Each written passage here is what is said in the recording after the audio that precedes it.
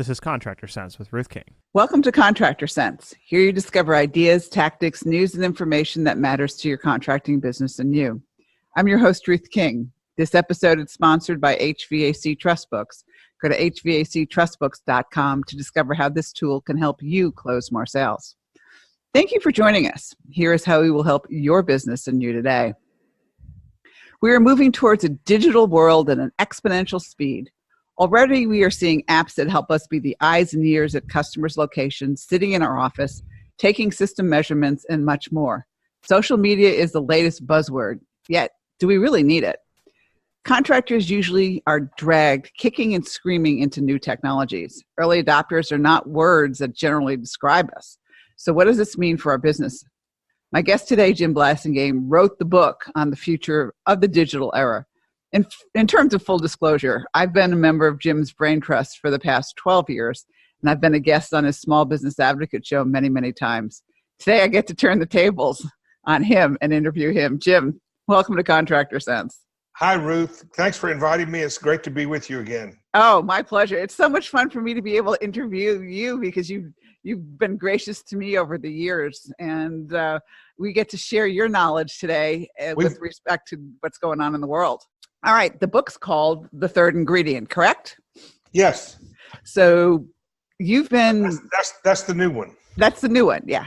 And you've been in this industry. You started your Small Business Advocate show, I think, when I started writing Contractor Sense in 1999, correct? 97. 97. You beat me by 2 years. So you've seen some changes, and you know, where are we? What's going on? You're talking about the digital world, and we're still analog. What's going on there? Well, the reason for my last two books has been the giant parallel paradigm shifts that's going on right now. A lot of people, use the word paradigm. They throw it around. Some people don't like it, but it's really a powerful word when you understand that a paradigm is what the way we see the world, and we find a way to be successful through that filter, through how we see the world. We build rules for behaving in that looking through that filter, and everything is fine until the paradigm shifts. And the biggest paradigm shifter in humanity, and certainly in the marketplace, was the internet. Yeah. And when I started, as you were, becoming an adopter and a student of the, not only using the internet but seeing the implications of it, I started seeing how it was shifting paradigms all over the place. And my first book on the topic was, as you know, was the Age of the Customer. Yeah. which is how the internet shifted the power from the control from the seller to the customer, and so that's one big paradigm. Well, the other paradigm that's shifting right now is in my opinion, I put it under the catch-all term of ethics, and that is that for 10,000 years, just as the seller had control of the relationship with customers, now they don't. We practiced our analog ethics. Apparently, I coined that term. Nobody had ever used those two words together before me. Our analog ethics, which we practiced for 10,000 years, so well and so often that we didn't even have to talk about it anymore. Now we're moving into the digital age, where the leverage that we use is no longer in our hands. It's being, when we hit an enter key, we're using digital leverage. Well, when you use digital leverage, how do we transfer our ethics over that digital leverage? And that's the issue we've got right now, is that for 10,000 years, wherever we were, we used, our leverage was nearby to us. So therefore, we could apply our ethics to that analog leverage. But now that we're using digital leverage, how do we apply our digital ethics to our digital leverage? And as you can tell from listening to Mark Zuckerberg, they don't know how to do it either. Yeah, that's for sure. We're all having an issue. And consequently, Ruth, the reason where this is manifesting, where I think people will maybe it'll make what I'm saying a little simpler and maybe a little easier to understand. The fact that we're all so much more anxious about technology today than ever before, it's not because we don't understand the technology, it's because the technology is increasingly unable to deliver the trust and the ethics that we expect of each other. That's why we're so anxious. I was going to bring up the word trust, but you actually brought it up before I did. So let's talk about that for a second, because how do you trust somebody in a digital world? I mean, Mark Zuckerberg has said, no, we don't sell our data. Yeah, right. Sure. Who do you believe? Well, that's the truth. And first we have to, in order to put this in perspective, we have to understand one thing. Every chemical process in the human body takes place in the medium of water. Every interaction, every relationship of any kind between humans, you and me and all the other people out there, that every one of those interactions takes place in the medium of trust. So let me say that another way. Analog humans require trust.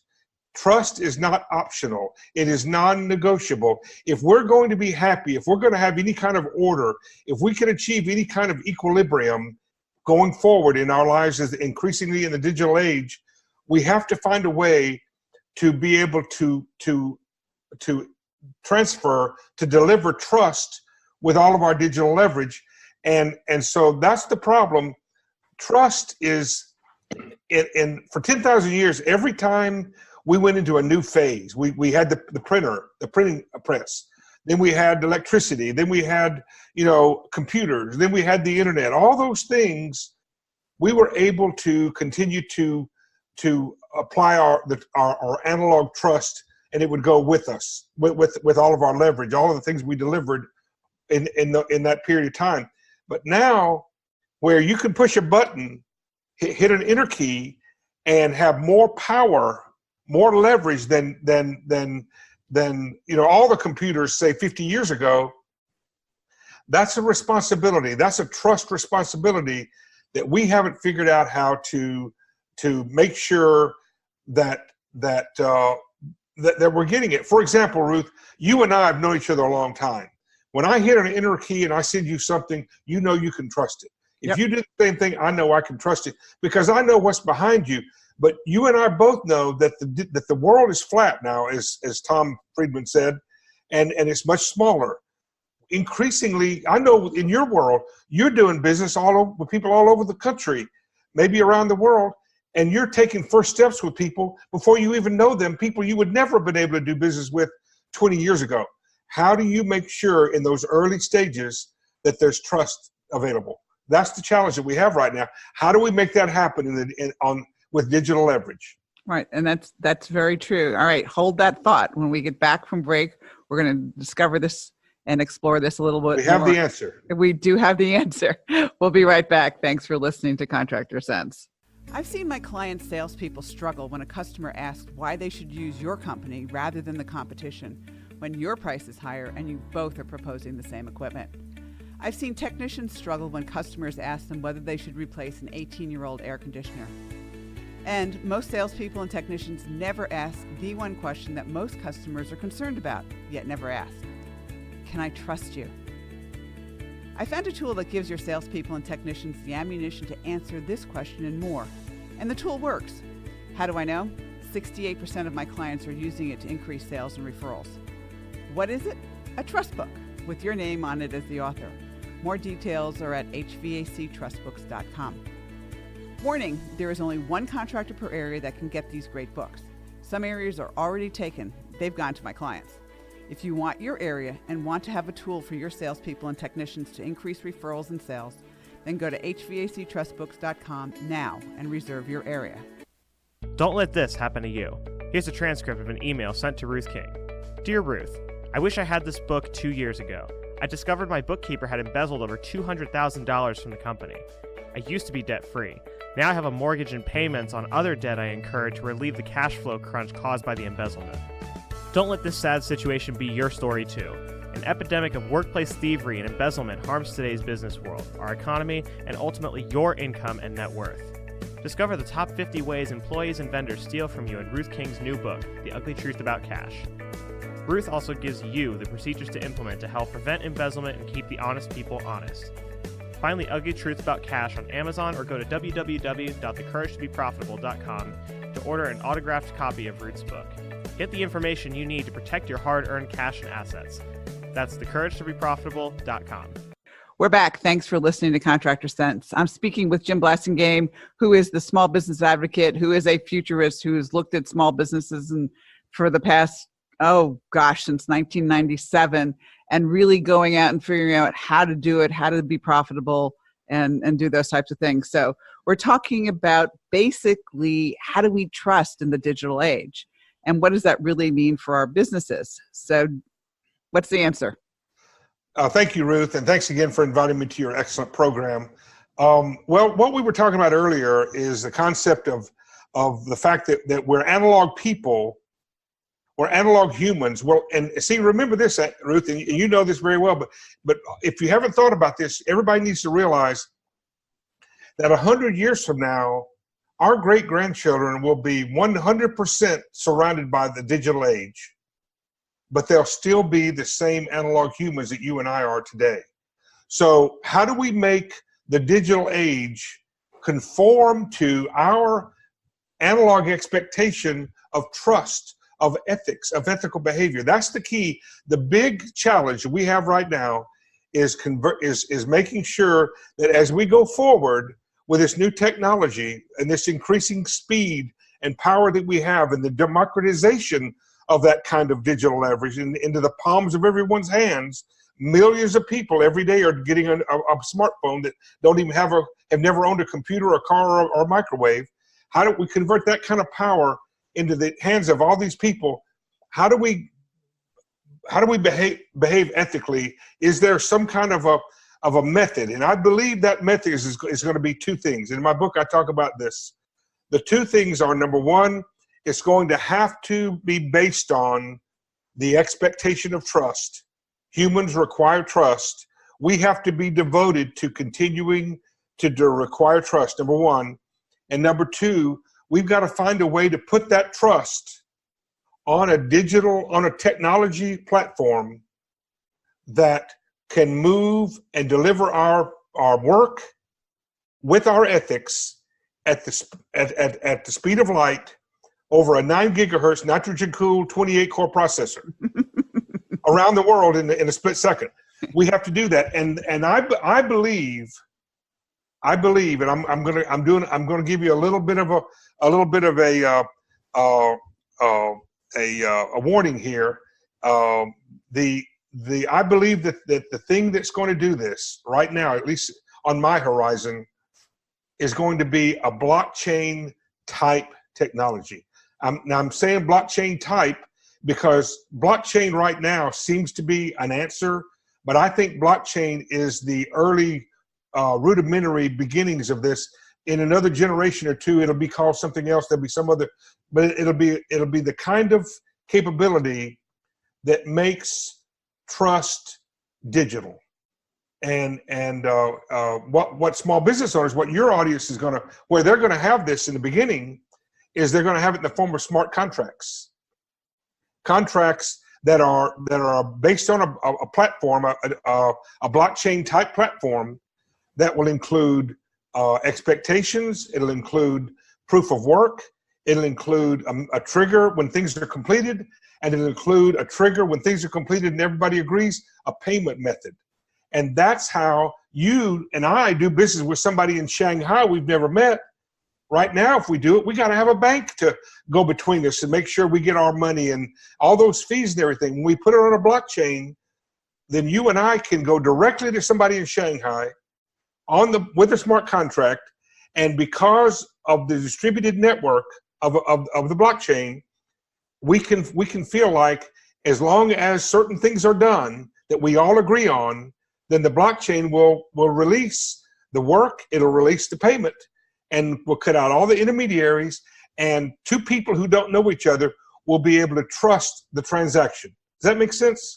It does. And let's take it from the whole world and let's bring it down to Joe's HVAC company or Joe's plumbing company or Yep. Whatever else it is. Same type of thing can actually work. Exactly. It doesn't necessarily have to be somebody who's in Shanghai and I'm here in Atlanta and you're in Florence, Alabama. It's the future of contracts. No, the only reason I use that example was to show how far it could go, but it could happen. It could happen to your next door. In fact, eventually we won't use a smart contract because the person is far away. We'll use a smart contract because it's the best way to do a contract. Right. Exactly. Whether it's next door or on the other side of the world. Yeah. It's changing things. And so what it really and truly means, and I want to go back to the age of the customer too, because I'm not sure that everybody really realizes how much the shift has made. I mean, everybody talks about internet and everybody talks about doing their research on the internet. The thing that you really bring together in that book is that the way of selling has changed. Yes. Because of the internet. The reality is that we as small business owners have to make the assumption that people have done their homework before they're calling us, and that's why they're calling us. And a lot of us haven't done that. Well, one of the things that I say is if you don't understand that the customer now controls more of the relationship than ever before, maybe depending on the industry you're in, maybe completely, then you don't realize that they're ruling you in or out. They're self-qualifying themselves and pre-qualifying you before you even know they exist. Yeah, absolutely. And they're looking and saying, okay, I'm not going to work with this company because I don't like what their website looks like. Exactly. Or I heard bad things on a review, or any number of different things, and you'll never know that you missed the opportunity to even talk to this person. That's exactly right. And it's astonishing to me, Ruth, that there are people 26 years after the internet became commercial, there are still big companies who don't get what you and I just said. My book, The Age of the Customer, I should never have sold a single copy. And I've sold over 100,000 copies and it's still selling. I should never have sold a single copy because we should have already known all that 6 years ago. But today, here it is, it's been out now 5 and 6 years and it's still selling. People are still having a hard time. And now we come back, Ruth, to what I said in the very beginning. A paradigm is a hard thing to break. Yeah, very much so. And my intro saying we're going to be dragged kicking and screaming into this, just like we were dragged kicking and screaming into the fact that customers have already done their homework before we walk in the door. That's right. It's basically the same thing. All right, Jim, where do we find the books? You can find it at Amazon. That's the best place to find them.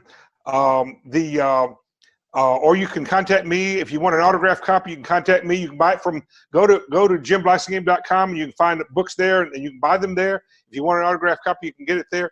Can I say one quick thing, Sure. Ruth, your Absolutely. audience, small business owners? Here's how you're going to run into a smart contract. Bigger customers are going to ask you to bid on a project, bid on doing a request for proposal, RFP. They're going to start saying to you, if you bid on this, you have to do business with us with a smart contract. That's how you're going to first be pushed into using a blockchain type technology. So start learning about it. Start understanding that at some point in time, this isn't going to be optional. It's going to become the way of doing business. And even though it may be 5 years for some people, it may be 5 days for others. Start learning about blockchain. And remember, blockchain is not the same thing as Bitcoin or cryptocurrency. It's a different technology. It just so happens that blockchain is what powers Bitcoin. Yeah, and also think about it already. We're looking at it from a perspective of a lot of us have done things with DocuSign. And that's the first step of it because we're signing contracts electronically. Eventually, the whole contract will be electronic. And once you get used to it, you're going to like it. Yeah. Jim, thanks so much for being with me. Thanks so much for sharing. And look forward to being able to turn the tables on you one other time. I'm looking forward to it too. And we get you back on my show real soon. All right. As always, folks, I admire, Ruth is one of my heroes. I admire her very much. Be sure to stay close to Ruth. You'll thank me later. Thanks, Jim. Bye. And thanks to all of you for joining us. Choose one thing that you discovered and implement it in your business. These ideas, tactics, and strategies help you make more money, have more free time, and give back. If you like today's program, spread the word. Please review this podcast on any device you're listening to it on. Help a fellow contractor make more money too. For comments or questions, call me at 770-729-0258 or email ruthking@hvacchannel.tv. Thanks for listening. Have a great and profitable day.